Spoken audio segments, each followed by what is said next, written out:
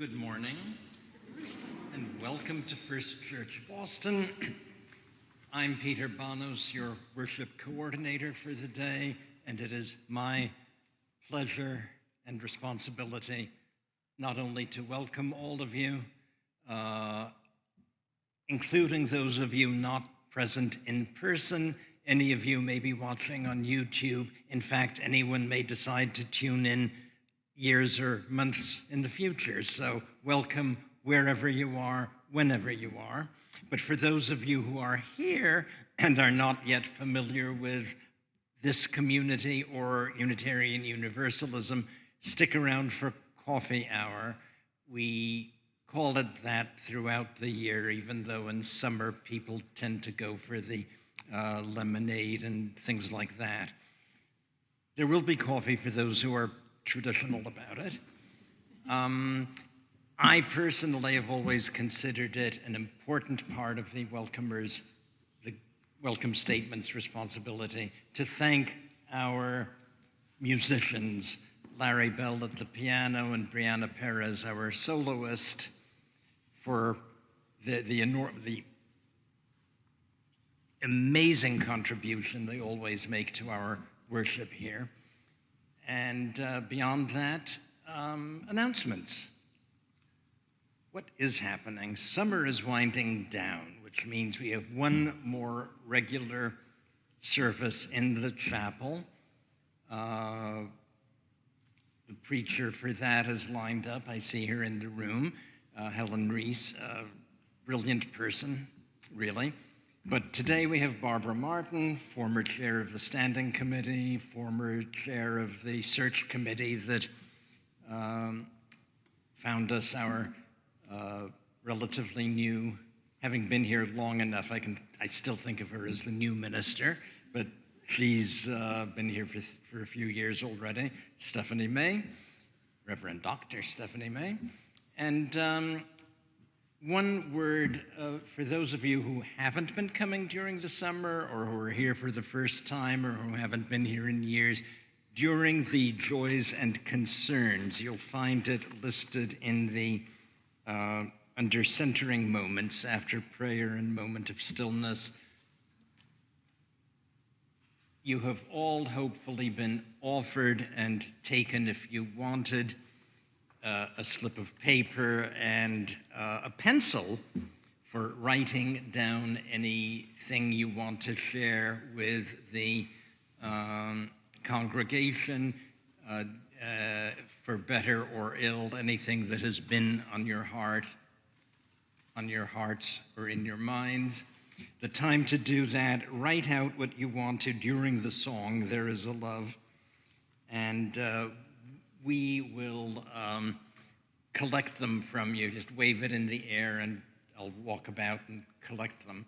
And it works very nicely. We've done it a few times. We've been doing this for a year or so, as opposed to having everybody come up and take the mic and speak on their own. Some of us still like to do it that way. They both work very well.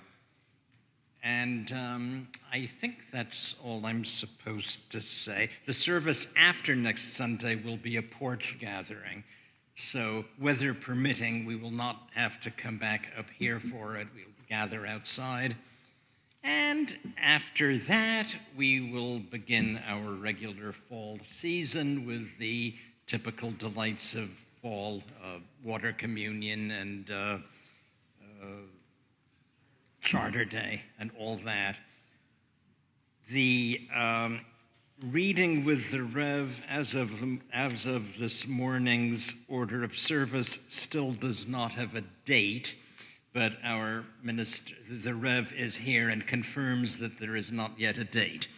So, but the book is the same. It's Theo of Golden by Alan Levi, and it will be sometime in early September. And on that note, I yield the podium to its proper occupant.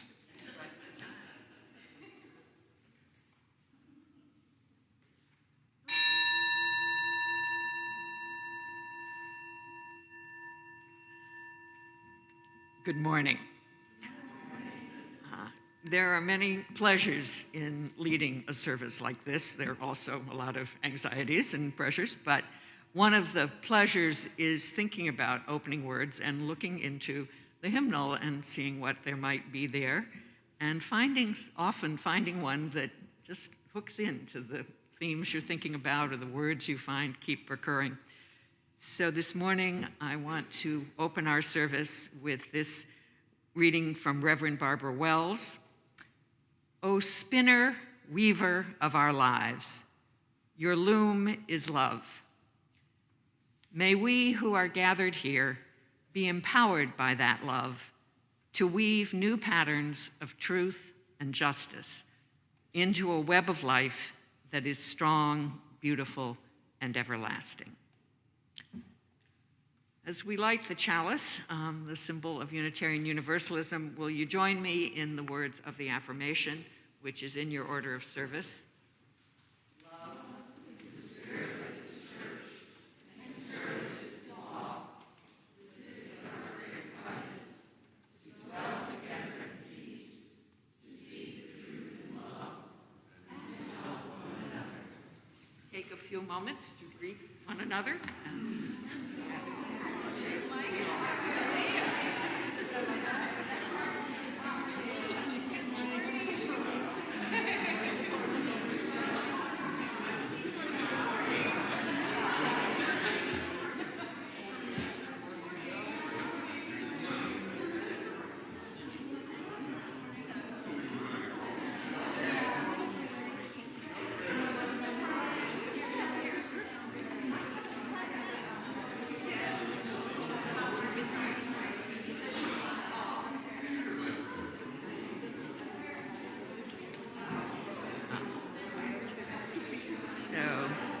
Please rise and join in singing hymn 123, Spirit of Life, which was sung often in the Knoxville church. It wasn't a hymn of my childhood, but it was one they sang often when I returned and went to church with my mother. And so it speaks to me of the sort of the more recent Unitarianism. I love it.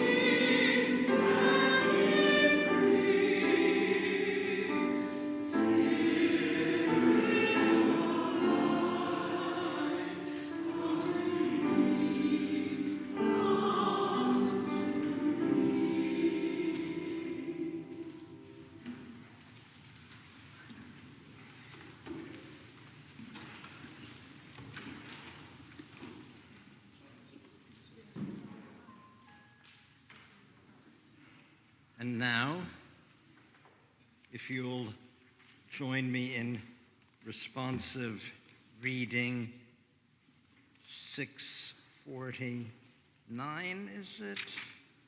Yes. From Generation to Generation by Antoine de Saint-Exupéry. Responsive reading 649.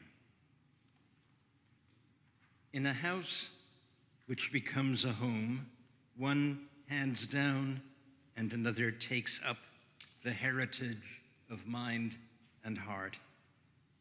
Laughter and tears, musings and deeds. Love, like a carefully loaded ship, crosses the gulf between the generations.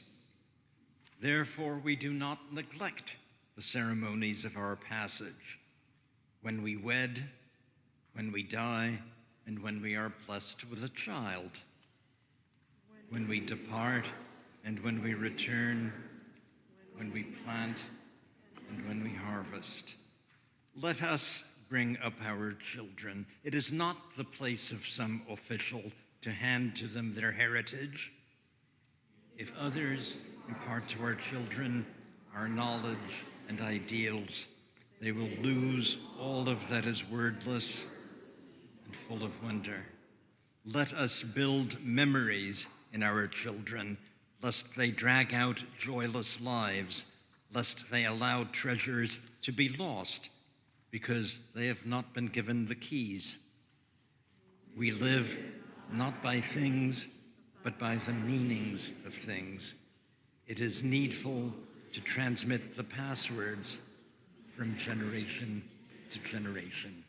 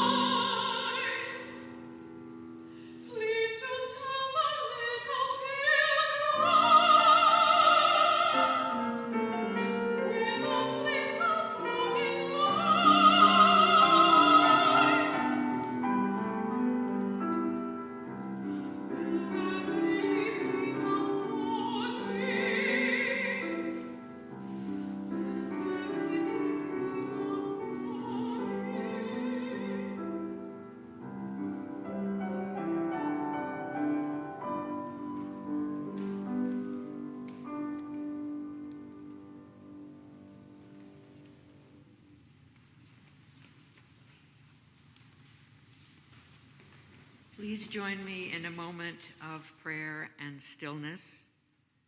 Spirit of life and love, be with us as we each look back on our lives and see their patterns, what we have carried with us, what we have left behind, and as we remember the people and experiences from which we receive those beliefs and values which sustain us in our world today.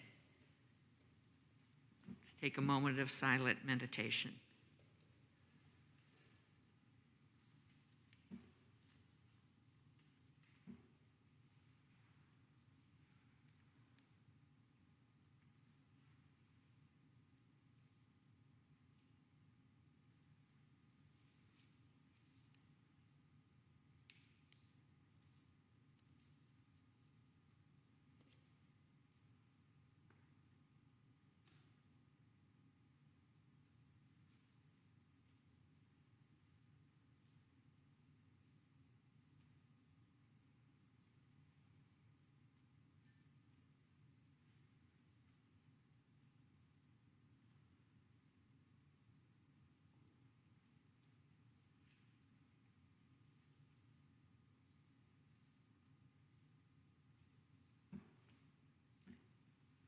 And now we will move to our sharing of joys and concerns, beginning with the song, There Is a Love.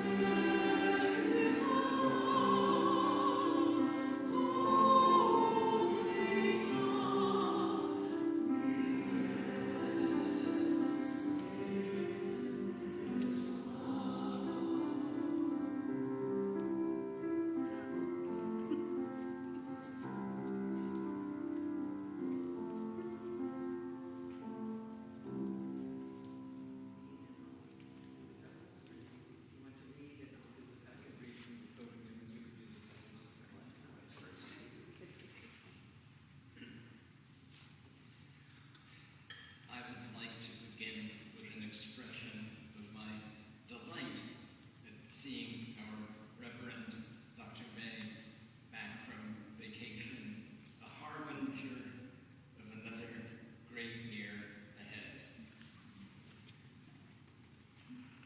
And as our minister, Stephanie, also has the occasional responsibility for sharing bad news with us, and, well, she actually begins joy to be back after a summer break, so we're in agreement there. But the two bits of sad news are the death of Lou Lloyd, husband of our former associate minister, Rosemary Lloyd, and the tragic accident that Mark and I mentioned in Joys and Concerns a few weeks ago, which has left David Ruffin, our former intern, partially paralyzed. He is apparently recovering in all respects beyond regaining the use of his limbs, but of all people for that to happen to. Anonymous. Thanks to energetic staff and volunteers for all that they do. Susan, my 23-year-old granddaughter Audrey is suffering from a debilitating but as yet undiagnosed medical condition. We ask for your healing thoughts and prayers. Gita, our son and his wife welcomed their first child almost a month ago. She was 5 weeks early, in a rush to be with us all. Her name is Inaya, an Arabic word that means care and compassion. And as I said to a member celebrating a similar event a few months ago, I'm used to seeing college students walking around and looking younger than ever, but now grandmothers seem to be younger than I ever remember them. Lorna, celebrating my granddaughter Alexandra's 22nd birthday this 28th. Her grandson William is 17. And from David Reno, I recall a comment from George Bancroft in our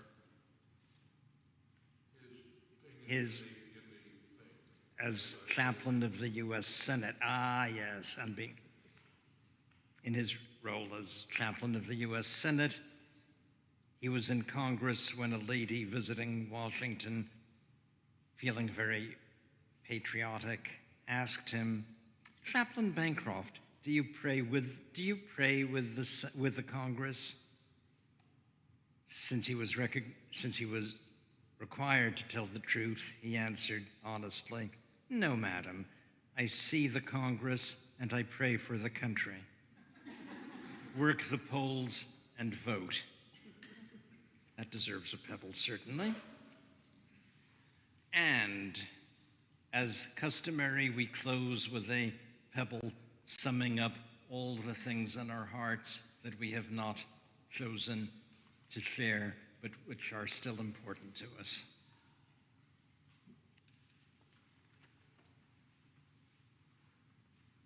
We come now to the moment when we share our offerings to support the work of the church, its programs and all of its activities.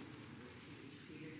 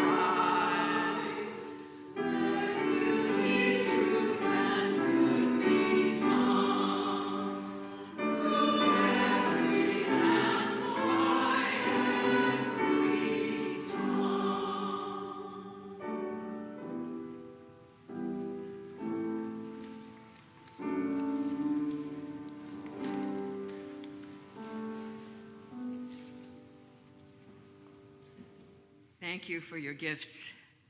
One of the absolute joys of leading a service is the wonderful music that the musicians suggest once they know what your theme is. And today we've had settings of 2 poems by American poets that I might have chosen as a reading, but they're so much more wonderful as songs. And it is a bonus that James Agee is from Knoxville, Tennessee, and the first home of the Unitarian Church there was an old house in the university neighborhood that they acquired that was a few blocks from where he grew up. So I can remember some of my earliest memories are sitting on the staircase in that house with my preschool Sunday school class, looking down into the double parlors and seeing the congregation and the choir for some special service, probably a dedication of children, because there were always more children. So it was a wonderful connection. So, turning now to our reading, Faith by George Santayana. O world, thou choosest not the better part. It is not wisdom to be only wise, and on the inward vision close the eyes. But it is wisdom to believe the heart. To trust the soul's invincible surmise is all of science and our only art. Our knowledge is a torch of smoky pine that lights the pathway but one step ahead, across a void of mystery and dread. Bid then the tender light of faith to shine, by which alone the mortal heart is led unto the thinking of the thought divine. That poem was read at the memorial services of both my mother's parents, and my mother chose it for her own after 65 years as a UU. It's a reminder from Santayana, a Harvard philosophy professor who identified as an atheist, of the limits of human knowledge. Our knowledge is a torch of smoky pine that lights the pathway but one step ahead. And I love the thought that my grandfather, who was a scientist, absolutely believed that. He believed in the torch, and he was always reminding it only shows us we only know so much, and we need to know the limits of what we know. So it's of the limits of human knowledge and the importance of the wisdom of the heart and the soul. In some ways, I think the 3 of them valued this poem, my mother and her parents, as a counterpoint to the more practical knowledge and ethical principles that guided their daily life, that it was a reminder of the mystery that lies beyond.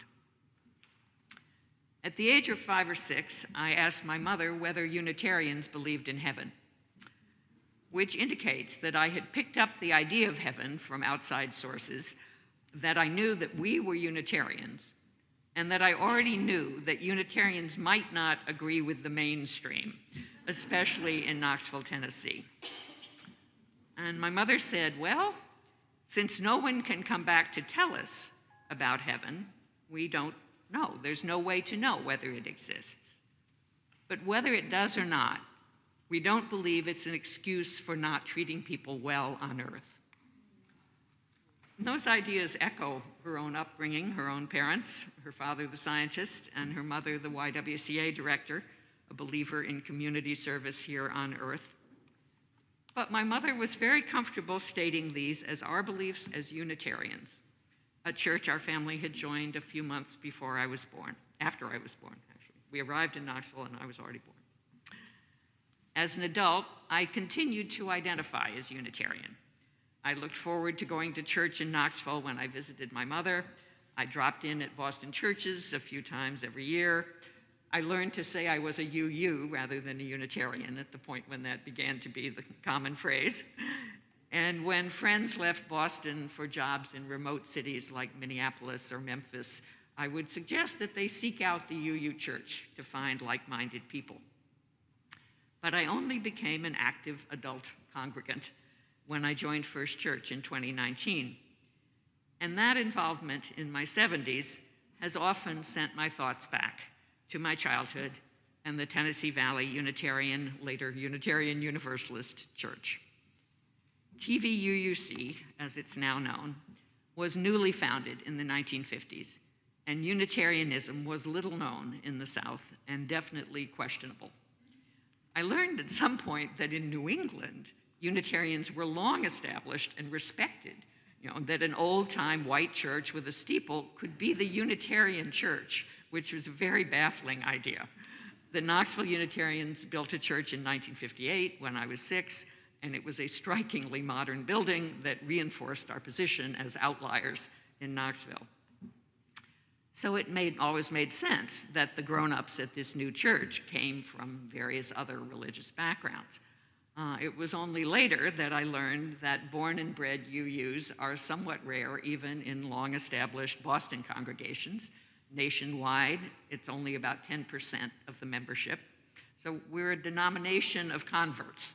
And I think you would all agree that more frequently you hear a story of someone discovering Unitarian Universalism as an adult and feeling that they've found their home than to hear tales of UU childhood. So I thought it might be interesting to take a look back at growing up in that new Southern church in the middle of the 20th century, now that I have historic perspective on that period and experience some of you all may also have had. You begin to really get the feel for the arc of things. What values and expectations did I carry away from that experience and that community? And are they typical of the denomination at that time? And what do I find has changed or is changing now in my second UU period? I've had a very good time talking with other born and bred UUs here at First Church as I put this sermon together, and I'm glad to see that many of them are here. Lorna Lynch, Catherine Howard, Heather Campbell, Ellie Miller, Anna Reno, Miriam Coe.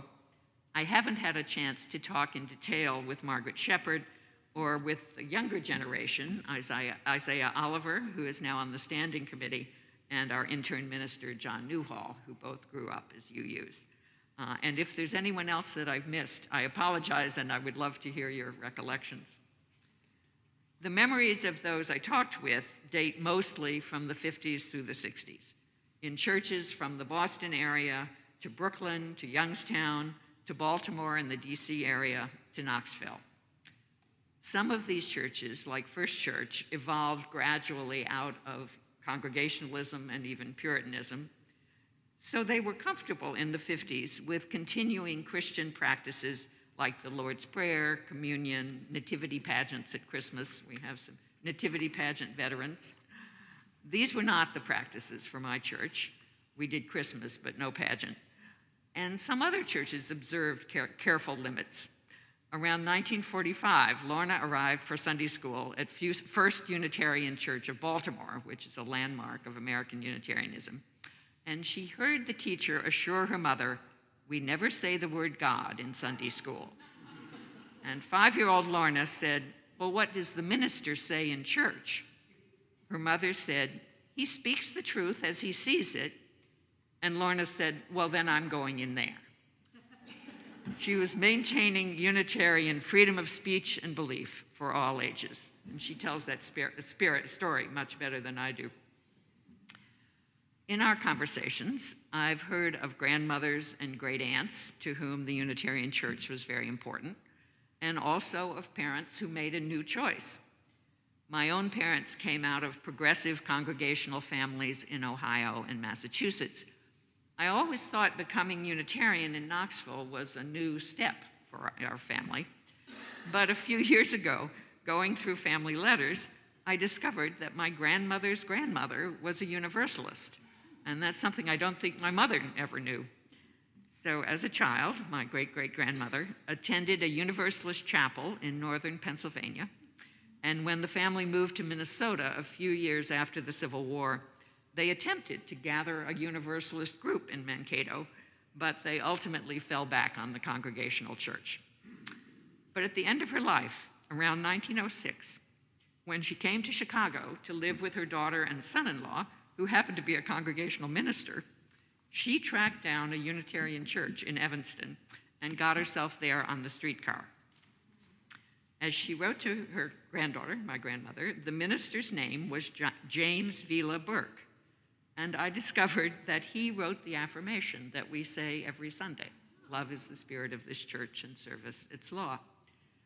I have no idea if my great-great-grandmother heard that affirmation on that Sunday, but it really pleases me that the words still seem alive and on target for me and for all of us more than 100 years later, to dwell together in peace, to seek the truth in love, and to help one another. There's another triad in the words we say as we extinguish the chalice that always resonates for me: the light of truth, the warmth of community, the fire of commitment.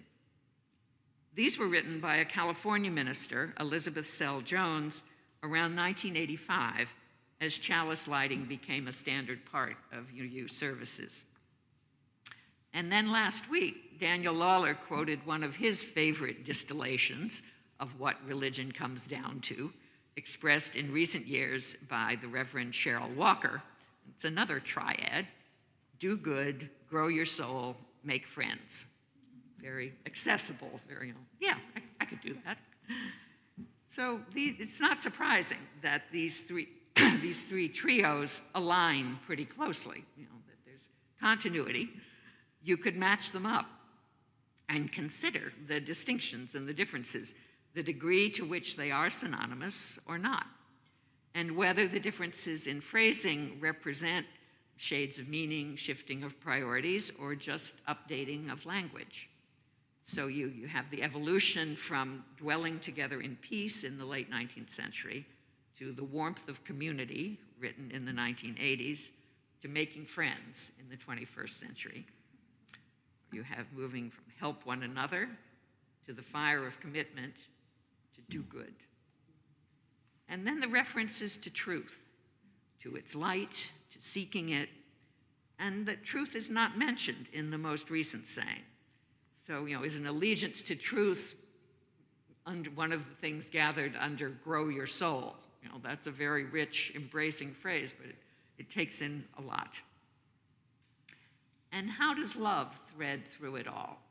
Love is the spirit of this church, love at the center. What is its meaning in our context?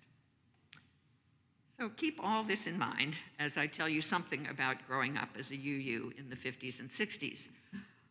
Beginning with some of the basic connections I've found with my fellow birthright UUs.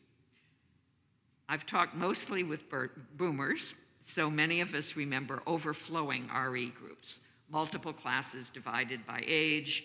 Heather and I both remember large fellowship spaces subdivided by those folding walls, that were never really soundproof.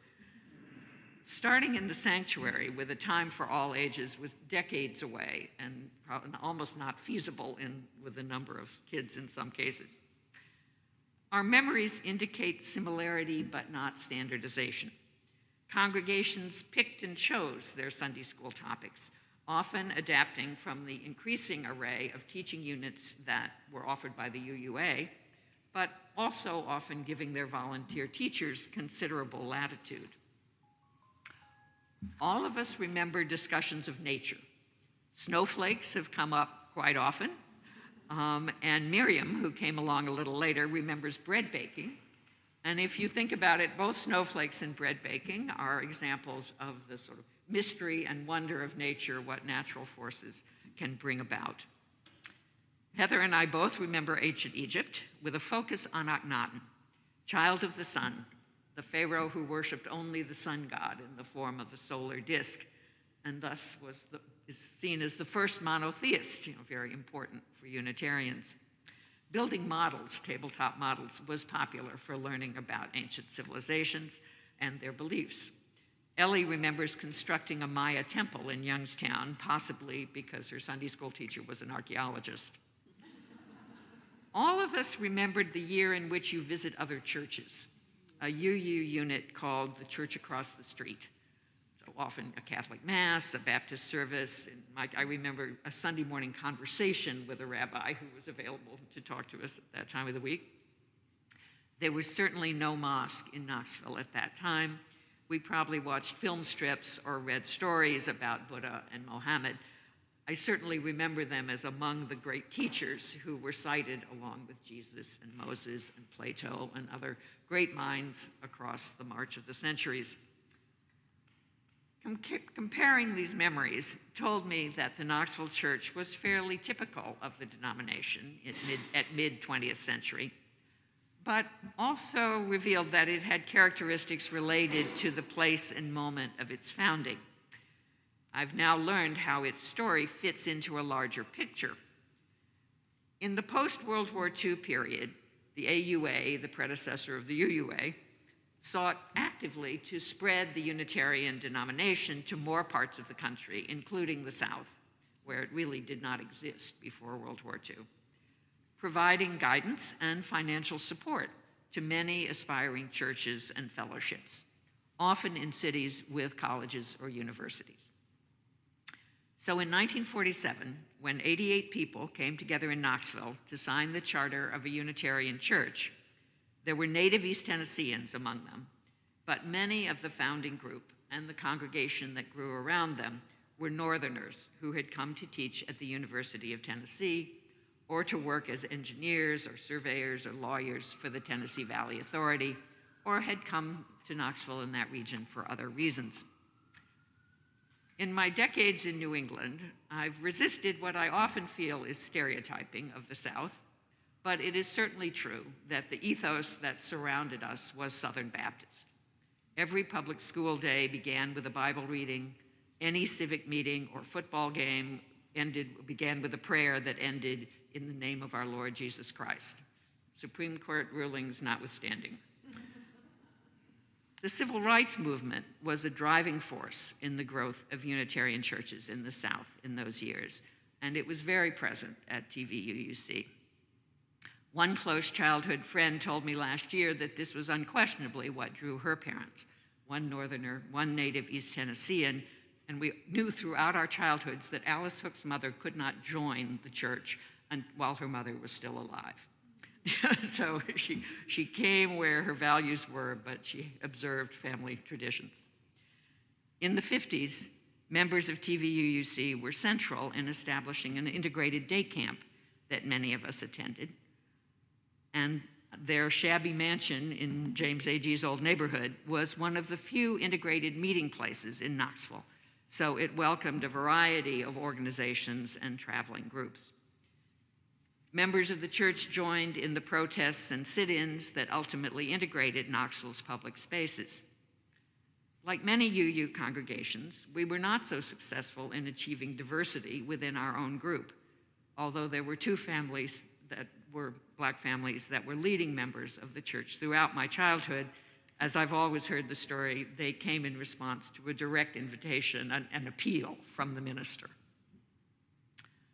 So the Unitarian Church was, to a certain degree, a missionary outpost, a place for immigrants from the North and liberal Southerners to come together to articulate and share beliefs and values that were important to them, that they wanted to pass on to their children, and that they wanted to foster in the wider Knoxville community. They all loved the Smoky Mountains. It took a little longer for some of them to embrace Southern mountain culture, but they all wanted to make Knoxville and Tennessee a better place to live in, a more equitable and enlightened place. And I would just like to say that the school board of Knox County has flipped to Democratic in the most recent election. One little flicker of pushback on developments that would have broken their hearts. So, friends from the University of Chicago Law School who had preceded my parents to TVA told them firmly before they even arrived in 1952, you'll want to go to the Unitarian Church. And looking back, I realize now that the church was the village that we shared as a family, much more than our rather scattered neighborhood or anything connected to our schools. Church was where we knew whole families, where the kids knew all the adults and the adults knew all the kids, and where that continued as the kids became adults and the adults became older. If you were a kid like me who listened to grown-up conversation, you heard about adult disagreements and compromises and jokes and projects. Last Sunday, Daniel Lawler chose a responsive reading about congregations written by John Burens, the former president of the UUA, which included the passage, "Blessed are those who speak their minds in meetings, who can take and give criticism, who keep alive their sense of humor. The Knoxville Church was John Buren's first pulpit. He arrived fresh out of Harvard Divinity School just as I graduated from college and mostly moved away, but I knew him well. And those words describe the grown-ups I remember, and I have to think they were in his mind among other groups when he wrote those words. One reason I remember those adults so well is that at least half of them taught Sunday school at some point. The RE director was renowned for her ability to catch anyone by phone in the era before answering machines. You could not get away from B, and she would convince you that you should teach Sunday school. And most of them really came to it with joy and enjoyment, and I think the sense of how committed they were to what they were talking to us about, whether it was archaeology or nature or science, was really as important as the content. Science professors led 8 and 9-year-olds on nature walks, and we absorbed that the wonder of the world might lie in the development of animals and plants through evolution. My mother used her camp counselor skills to involve us with Bible stories that featured human values and emotions rather than miracles. So we acted out Joseph and his brothers, and we acted out the Good Samaritan. We read Jesus the Carpenter's Son in 5th grade, a UU text written by Sophia Lyon-Faz, I believe, which is archetypally UU in stressing the humanity of Jesus as a boy with siblings and family issues. So all of this, fits with my own frame of mind and the value that my family placed on logic and even skepticism. In my memory, we resisted the church, our teachings in Sunday school, resisted the supernatural, but through our Sunday school experiences, we became acquainted with stories and beliefs that we might encounter elsewhere, especially in Knoxville. As I say, this fit with my own family, and I found humanist explanations of miracles more satisfying, that thousands could be fed with a few loaves and fishes because once some people had begun to share, then other people brought out the cheese and the apples that they had stashed away, and everyone was fed. A unit on peak experiences in 9th or 10th grade is the one gesture I recall toward spirituality or transcendence that really stands out, other than Akhenaten's worship of the sun.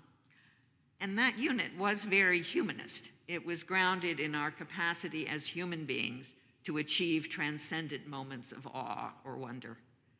And that links to the Santayana poem, in which it is the human soul and heart that lift to the thought divine.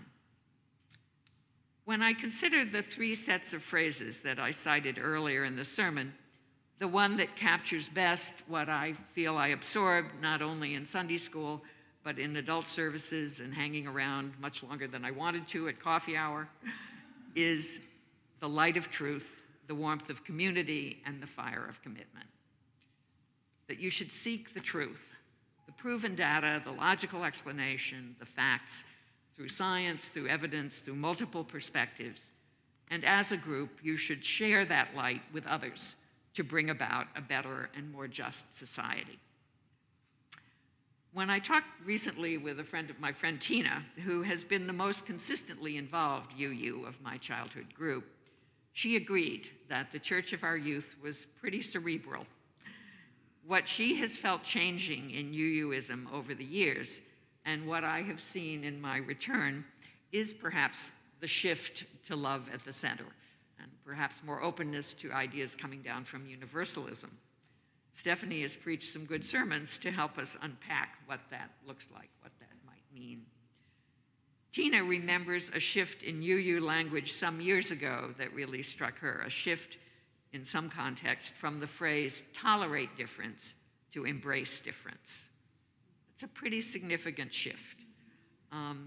Certainly when we were growing up, tolerance was frequently stated as a primary goal. That's what you were seeking, was tolerance. I can see it now as a somewhat chilly word, and maybe even a little arrogant. Looking back, I would say love was present in the church as I grew up, but not often named as such.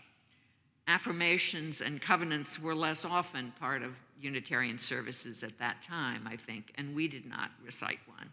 I think that would have been a little too close to having a creed. You know, we sang "From all that dwell below the skies," but we did not have an affirmation. So while I feel continuity in "Love is the spirit of this church," coming from my great-great-grandmother's time to ours, I think that congregation might have found that affirmation in 1960 a little old-fashioned, not modern. They were modern. Cornel West had not yet said, "Justice is what love looks like in public," but they would have hung that banner with joy and conviction. A visiting minister at First Church 4 or 5 years ago said something that I have heard repeated since. At mid-20th century, Unitarian Universalism was about the search for individual religious truth. Today, it is about the building of the beloved community.